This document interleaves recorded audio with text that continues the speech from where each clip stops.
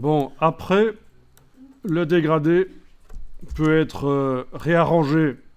On peut le repositionner où on veut, ça c'est une chose. Et on peut aussi le faire passer dans un autre dossier. Comme ça, il va dans un autre dossier. C'est vous qui gérez vos dossiers. Voilà. Et vous avez vu que vous pouvez même faire vos propres dossiers en cliquant sur l'icône du dossier là en bas de la palette dégradé. Je vais l'appeler mes dégradés. Voilà. OK. Et donc, je peux déplacer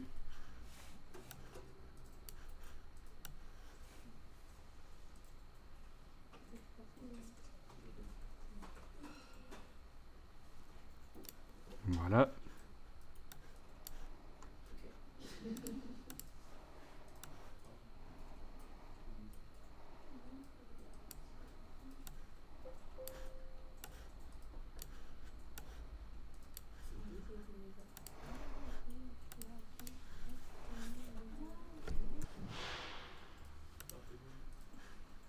Alors, je ne sais pas si vous avez réussi à faire votre dossier et y mettre vos dégradés. Donc, pour faire le dossier, c'est ça. Vous y mettez vos dégradés.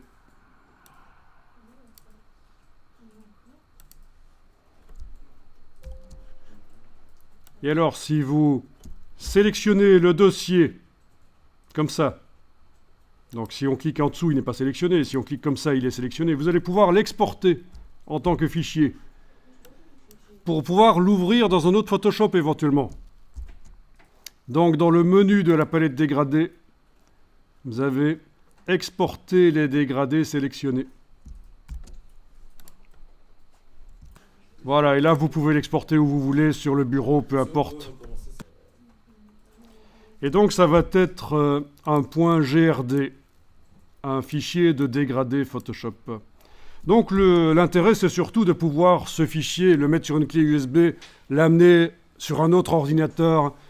Et voilà, je l'enregistre. Et dans l'autre Photoshop, donc je mets le fichier, on imagine, sur une clé USB, j'amène ça sur un autre ordinateur.